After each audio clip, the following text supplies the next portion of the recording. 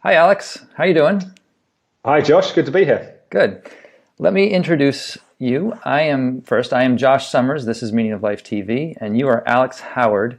You are founder of Conscious 2, an online platform for lifestyle and spiritual programming. And one of the programs you put together is a documentary series on the controversial teacher, spiritual teacher, Andrew Cohen, called How I Created the Cult. You are the co-creator and director or executive producer of that series. So we're going to be talking about this documentary, the role of Andrew Cohen, the collapse of Andrew Cohen, and the possible re-emergence of Andrew Cohen. And to start out, I just ask, how did you conceive of this documentary? Or how did you conceive of this project? So back in almost exactly a year ago, so January last year, my wife and I were having dinner with some friends. And the brother of one of those friends is someone we've been working with actually on a similar timescale, making a series called Stefan's Big Awakening, which is pretty much the opposite end of the spectrum to How I Created a Cult. It's a kind of comedy, spiritual kind of documentary series. And we were throwing around ideas for possible projects at that time for Stefan to be part of. And one of these friends over dinner said, you should do something on Andrew Cohen. And it was kind of one of those experiences where someone says something and something just kind of appears in your mind as I wouldn't quite say fully formed, but fairly fully formed idea. I'd been aware of Andrew and Enlighten Next for, I guess, maybe 10 years or something. And I'd been aware of some of the fact that the organization had collapsed several years previously, and the fact that he was somewhat different to other gurus and spiritual teachers, appearing to take some responsibility and having some remorse over some of what had happened. And I thought that was fascinating. And around the same time, we were also in Conscious 2 really exploring what we wanted Conscious 2 to represent, like what in the landscape of spirituality and online platforms and those kind of things. And we realized that a lot of things in the spiritual world are nurturing, they're supportive, they're gentle, they're encouraging, and that's obviously incredibly appropriate.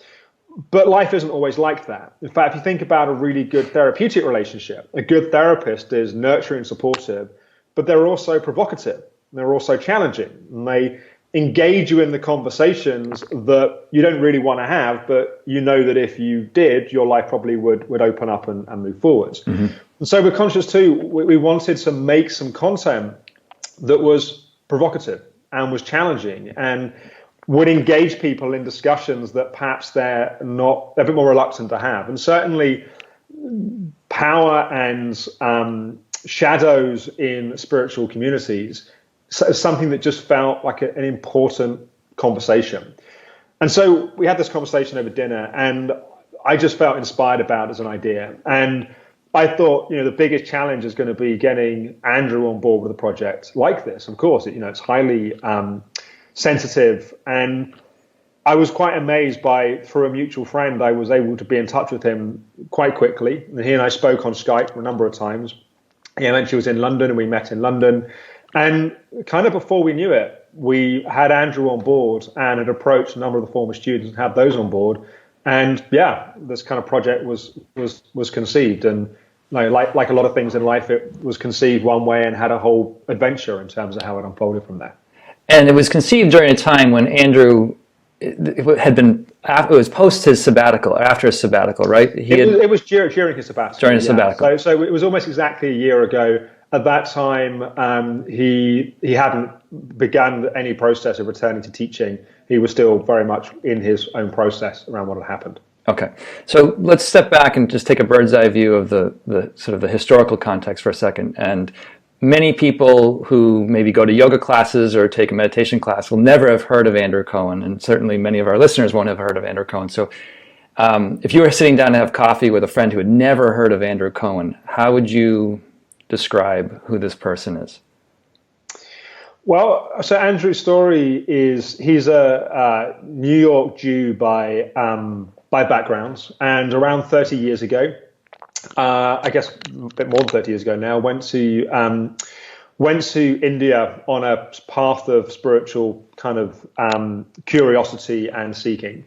and came across a teacher called Punja or Papaji, which was also the teacher of several other quite well-known spiritual teachers, including Nuji and Gangaji, which are two reasonably well-established teachers. And Papaji or Punja was a direct disciple of Ramana Maharishi, so of that lineage. And within a couple of weeks of being with Punja, Andrew had a very powerful awakening experience. In fact, Punja said to Andrew, you are awake, and effectively told him to go and teach. And so Andrew left India and started teaching and moved around a little bit in those early years, moved around near where you are, I think, kind of Boston kind of way, and was in Devon in England, and then was in Mill Valley in California before eventually setting up a center, Fox Hollow in Massachusetts, which was a big, large residential center. And his organization, which became established as Enlighten Next, had centers in a number of major cities around the world. His teaching was effectively a Advaita-based teaching. It's Advaita Vedanta? Yeah, that's right, yeah. Which is, in the spiritual context, just so that's maybe a bit of jargon term for people. How would you describe Advaita Vedanta?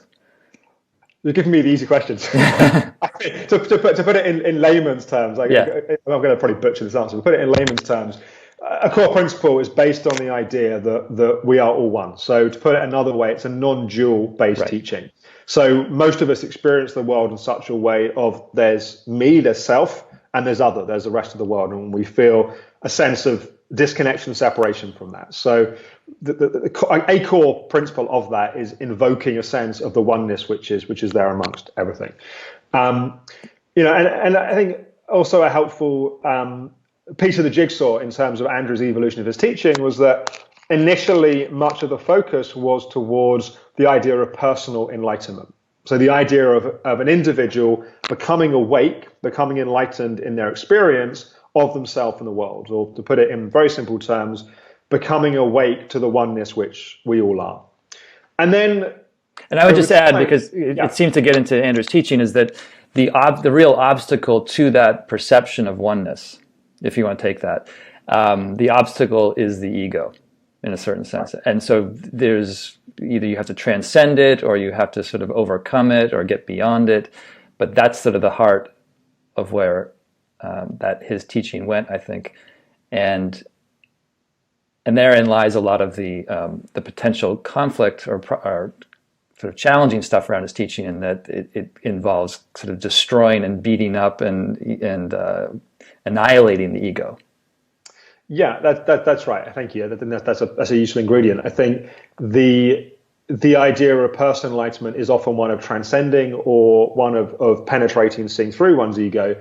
And this move towards impersonal enlightenment was exactly that, was destroying the ego. And in a sense, the individual is unimportant, the collective is what's important. And so destroying one's own individual need for importance and significance and gratification for the support of the collective and the group. And around Andrew formed quite a large following of people. In fact, even in the early days, there was several hundred people following him across the country as he moved the organization to different places, built up to a few thousand people, which were kind of different levels of commitment of students. And just another, I think, important piece is Enlighten Next published a magazine originally called What is Enlightenment, and then became known as Enlighten Next.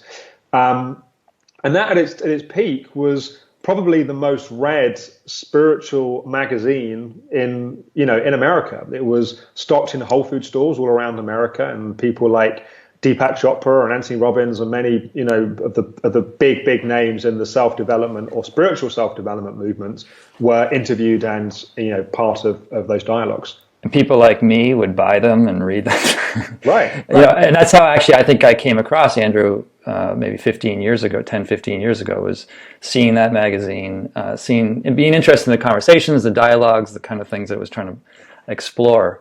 It really did seem to be the cutting edge of spirituality and the evolution of how we conceive enlightenment. Well, I think, whatever people would say about Andrew and Enlighten Next and his teachings, and there's many different opinions about that, but almost universally, everyone we've spoken to in the process of making this documentary has been incredibly generous and appreciative of their feelings towards what was, I think, genuinely an amazing, groundbreaking magazine. Yeah. I want to talk a little bit about the title of your documentary is How I Created a Cult. So there's the cult aspect of something that developed in that organization. It wasn't necessarily inherent in the beginning. The incipient stage was not meant to be a cult by any stretch. It became one. And usually when people think of a cult, it brings up certain ideas about both the leader and those that get drawn into the cult. And there seems to be a sort of a departure in this particular organization or this formation of a cult. And I'd like you to see if you could speak to that. Sure. Well, I think a few things. I think firstly, nobody knowingly joins a cult. People don't go, right, I think what's missing in my life is a good cult, so I'm going to go and track down a good cult. What normally happens is people are drawn towards a teacher, a teaching, or a collection of people which have gathered around a teacher or a teaching. And, part of what was fascinating, several things that were fascinating about making this documentary series, one of which was that in talking to the students, pretty much all of them now would look back and say it was a cult. It was absolutely, one of the phrases from the documentary, it was a check-off box cult, tick every box. It was, through and through, it was a cult. Well, actually, in preparation for this, I looked up criteria for a cult and, right. and got this list and went down one by one after watching the documentary. I'm like, this definitely qualifies. Yeah, no question. Absolutely a cult. In fact, Andrew himself now is absolutely, fully accepts it was a cult. And so one of the things that's interesting is that we have a lot of assumptions around the kind of people which would join a cult. And those assumptions, talking to most people, would be things like they would be weak, needy people. And they would be people that perhaps are a bit lower than average in intelligence, be people that are looking for some kind of father or mother or kind of authoritative leadership figure to give them a sense of comfort and security and direction in their life. And, to put it in more simple terms, the attitude towards the kind of person joining a cult is that they're not quite as with it as the rest of the population, perhaps. Right. They're just sheep with the wool pulled over their eyes, kind of. Right. And categorically, definitively, absolutely, that was not our experience with any of the people that we had contact with through making this documentary series. In fact, I think one of the other things that pretty much everyone involved, whichever side of their opinions of the equation would agree, was that Andrew attracted some of the most bright, intelligent, quite extraordinary people that were gathered around him and his teaching and what he was doing. I think perhaps one shared kind of ingredient is perhaps people that are drawn to something like this, are perhaps a little idealistic in their nature and their belief of what's possible, especially in an environment like this. But our experience of the students was that they were just quite extraordinary people that had been on quite an extraordinary journey and obviously had very different meaning that they placed upon that journey. Some that would look back and say they would do it all again. It was absolutely extraordinary, life-changing, amazing experience. Others saying it was the worst thing in their life, that absolutely traumatized, and they're still dealing with the trauma many years later. And others that are kind of on the fence and say, look, there were awful things that happened, and I wouldn't wish it on my worst enemy. And some of the best things in my moments of my life, and some of the most defining characteristics of who I've become happened as part of that experience. And that's, from a filmmaking point of view, part of what is just so fascinating about this story, that you can't draw the normal kind of lazy conclusions that you might do, because the story is just so much more complicated than that.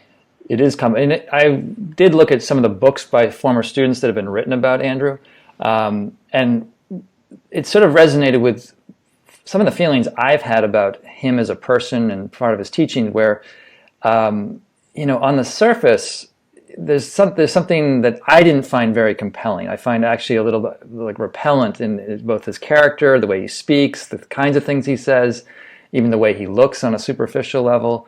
And students talked about that they didn't find him charismatically compelling. But one of the things that came up again and again and again was that people would sit in his audience or sit and meditate with him. And there was this undeniable, profound experience that they would drop into. Everyone I spoke to or read about mentioned that. And that seemed to be sort of this thing that got people past their disbelief or got them over their skepticism, I'd say. It was this profound taste of something.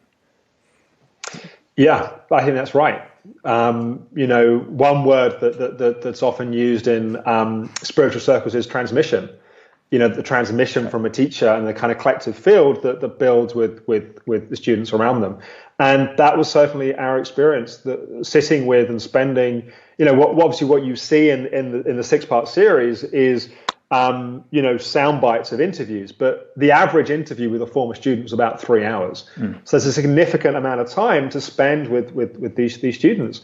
And even those that were and are absolutely clear in their position that they feel utterly negative towards Andrew and the time that they spent with him, even they will say that there were absolutely powerful experiences they have. That's what drew people in. That was why it was such a hypnotic, captivating world to become part of. Now, that transmission, those intense, powerful spiritual experiences people had, how do you explain that? And I don't have a clear answer to that, apart from to say that absolutely people had those experiences. And how much of those experiences were to do with Andrew, how much were to do with the teaching, how much they were to do with and it's something that came through Andrew, how much of it was to do with the people that gathered around it. I mean, these are fascinating questions. I don't have clear answers, right. But absolutely people had these transformative, powerful state experiences, throughout the different people at different points in a 27-year career of teaching. Mm-hmm. So in the storyline, he's gathering students, forming this organization. Where did the wheels start to come off? Well, different people will tell you different versions of that story. I think fairly collectively, in the earlier years, people seemed to be quite consistently positive about the experiences. And at that point, there was very little structure. Andrew would, each night he would teach and people would come and listen to him teach. There wasn't really any organizational structure that was there. I think most people would agree that at the point the organizational structure started to get created and there started to become hierarchy or holarchy, which was the term which was used within the organization, that increasingly over time, that started to become more and more complicated, let's say. And certainly over time, when the wheels started to come off, it got pretty extreme. And certainly in the series, we talked to challenge Andrew on some of those accusations. Students talk about some of their experiences, some of those experiences, some of the more shocking examples being, things like sustained psychological pressure that was put on people in some very extreme ways. One of the stories is of a kind of a mock amputation. And so someone had said to Andrew that they kept failing him in their writing. And they'd said, if I don't write something that absolutely satisfies Andrew, I'm going to cut my finger off. And they kept very frustrating them. They just couldn't deliver this writing. And apparently someone then said, Andrew's going to take you up on your offer. And they went as far as getting the doctor who was part of the community there and, cleaning the finger and getting the knife out and preparing everything, and only stopped at the point the actual finger would have been removed. And that person was psychologically damaged for the rest of their life. Mm-hmm. And, examples like that. Another, maybe broadly speaking, the kind of abuse that Andrew inflicted wasn't sort of normal kind of guru abuse where it might be sexual or involving drugs and alcohol and that kind of thing. These abuses were more along the lines of a psychological form of abuse and torture in a way. Yeah, that's right. That's right. There are various claims of financial pressure and manipulation of the people that was going on. But yeah, primarily it was, there are some claims of physical slapping and that kind of thing, but primarily, not to dismiss that, but primarily our focus with the series, because it was what was so kind of systemic throughout the organization, was the psychological pressure that was put on people in many, many different ways.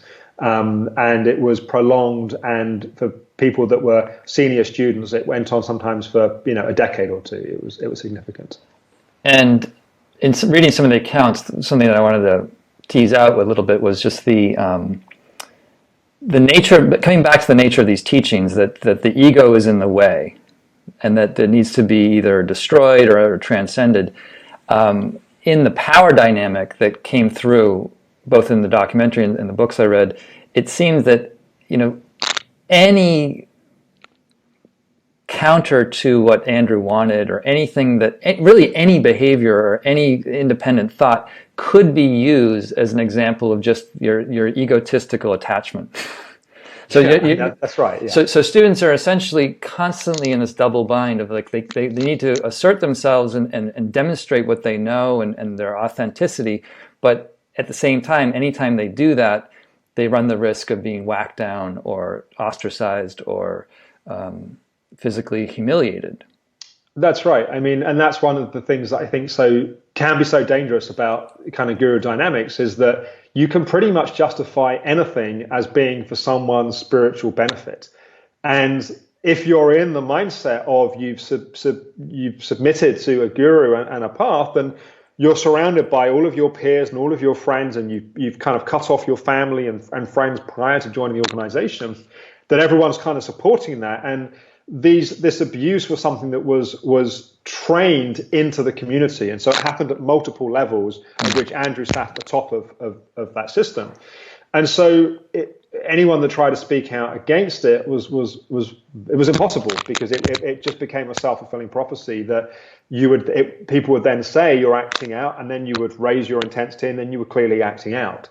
And I think that was part of what was so difficult, was that people increasingly learned to not listen to the voice inside of them that would have been saying, this is crazy, like, what is going on here?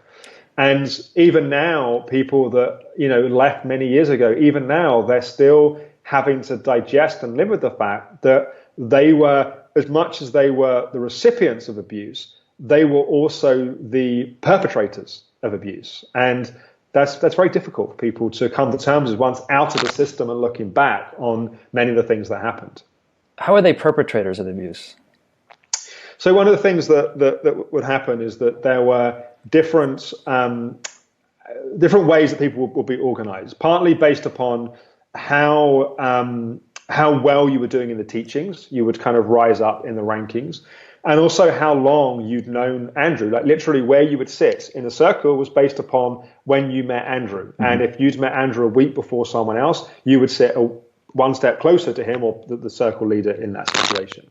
And so there were, over the years, increasingly there were senior students that would start to run groups, and they would then be reporting back to Andrew through a kind of system.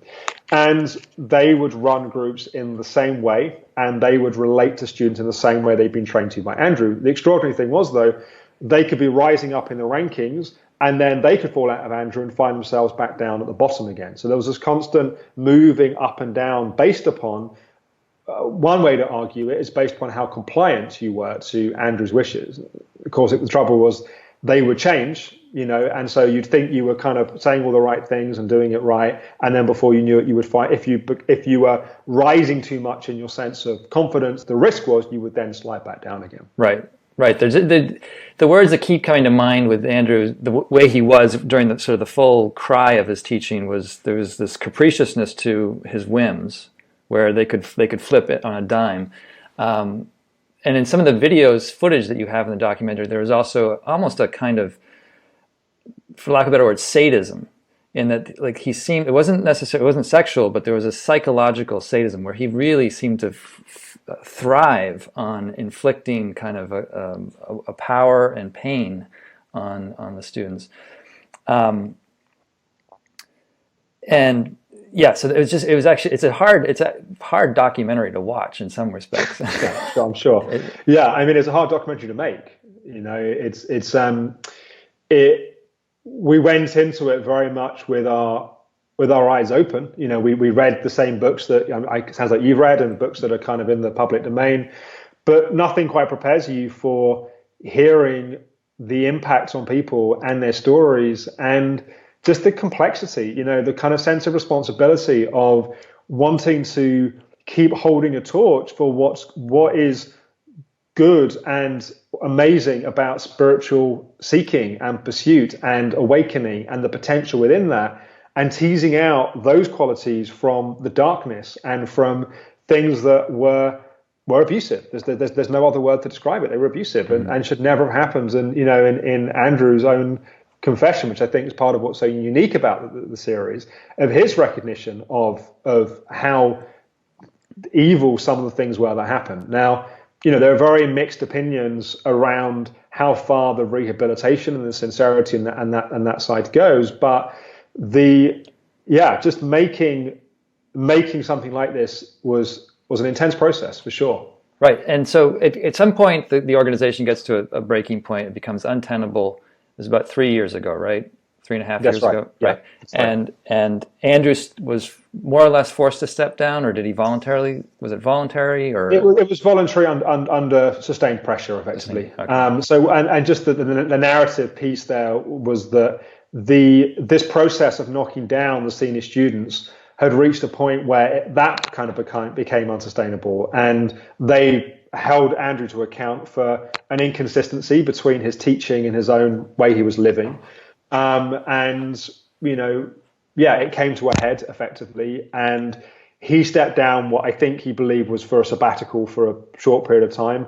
And then fairly quickly after that, the whole thing imploded. And part of the reason that it imploded was that when people had left the community, those left had been told not to have any contact and talk to those people.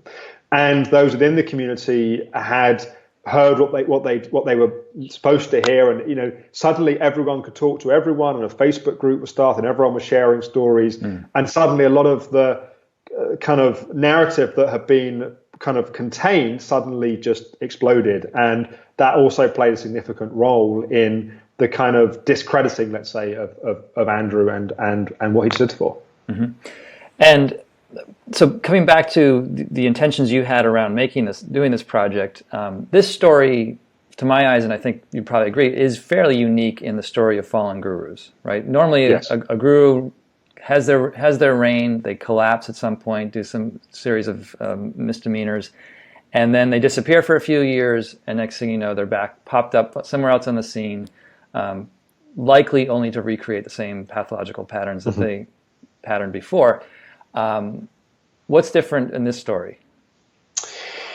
Well, I mean, firstly, you know, what also I think more traditionally the story is that there's all kinds of stories of scandal and that kind of thing. And but pre-days of the internet, often teachers would just live with that scandal to the point that they died or whatever, and then it would flood a bit more kind of afterwards.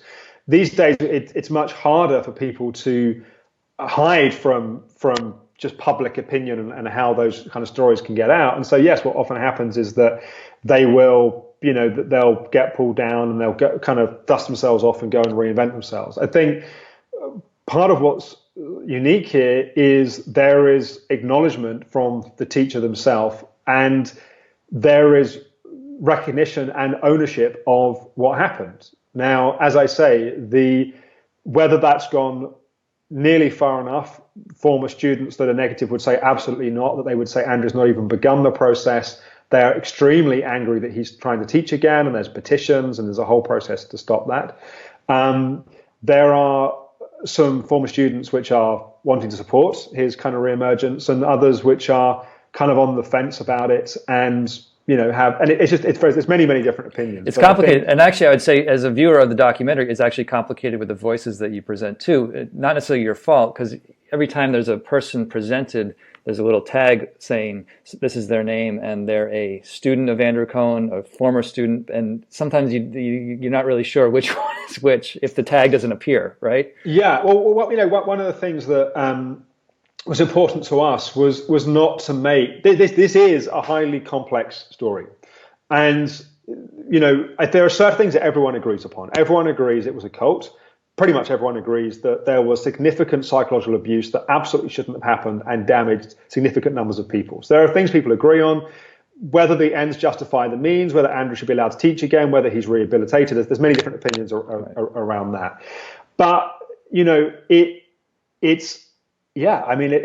from our point of view, we didn't want to make a predictable documentary which makes lazy conclusions at the end. Sometimes that's appropriate because that's just how the story is.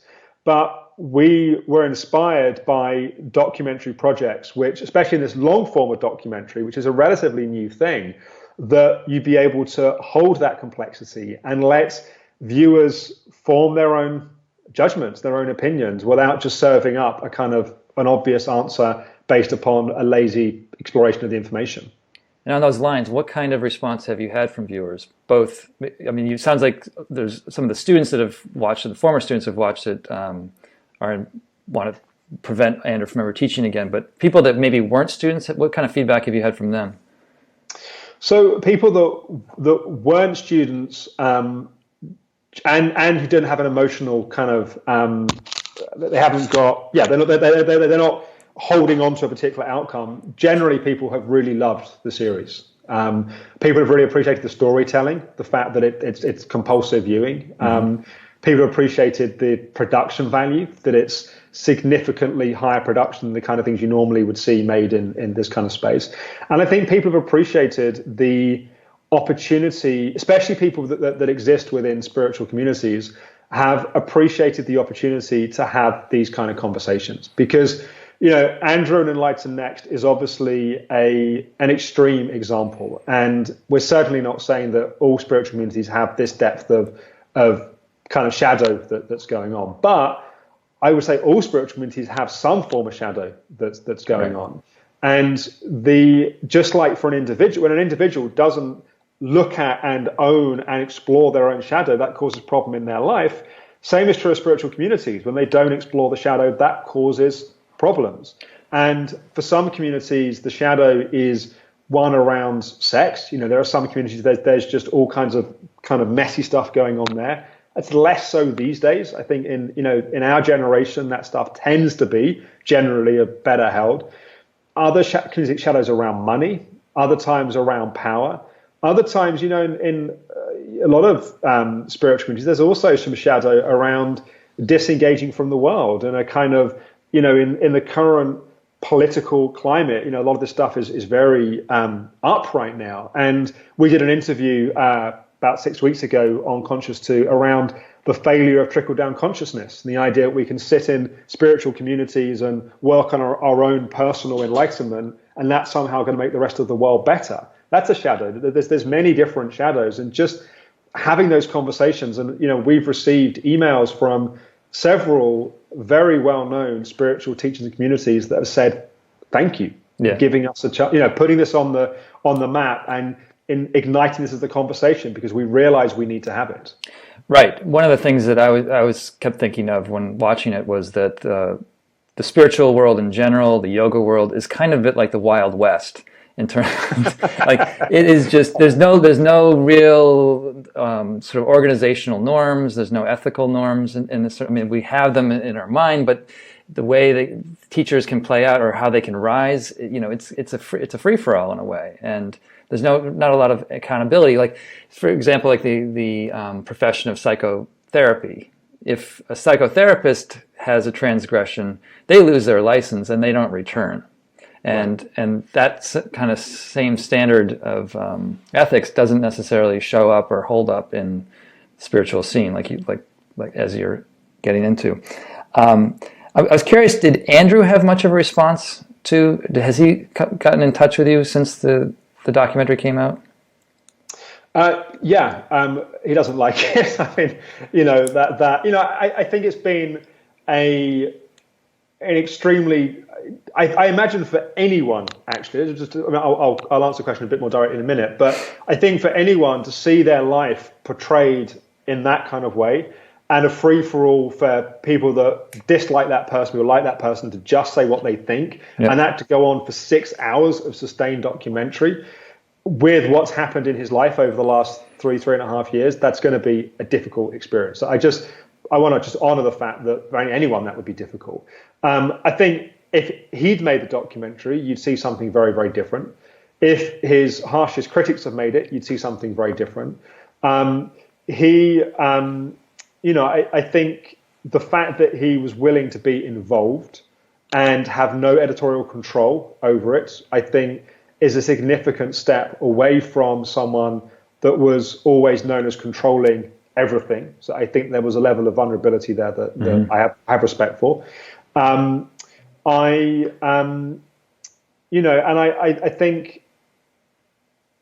I think it'll be really interesting to see how things unfold over time as well, because we're not commenting on a story that's happened. We're commenting on a story which is still very much alive. And so in a sense, this series is a part of his living story. And how that unfolds and how that plays out is as yet unknown. And I think that's part of what is fascinating about this process. No, I agree. Because I went on his website earlier, and he is back teaching to some degree, in some capacity. Well, look, I want to thank you for your time. This has been a great conversation. Really appreciate you sharing and producing this great artifact for people to get into. If they want to view the documentary, they go to conscious2.com, correct? Yeah, you can. That's right. Thank you. You can go to conscious2.com. An easier URL to remember is you can also just go to howicreatedacult.com, which is the name of the series. Right. And the way Conscious2 works is it's a subscription platform in the same way to something like Netflix. So you can pay for a monthly, yearly, 2-yearly subscription, but there's a 14-day free trial. You have to put in your credit card to get the 14-day trial, but you can cancel anytime within the 14 days or indeed anytime after the 14 days. It's really, now all 6 episodes are live. So not that I'm encouraging people to do this, but you could sign up for 14 days, watch the whole thing and cancel. Obviously, we hope that, there's 400 hours of original high quality video content. There's several other documentary series. We also have teachers such as Ken Wilber, Byron Katie, Marion Williamson, many, over 100 different teachers. So I'd love people to go and check out, and I'm sure they discover something they love on there. Okay. Well, great. Thank you, Alex. Thanks very much. Thanks, Josh. Take care.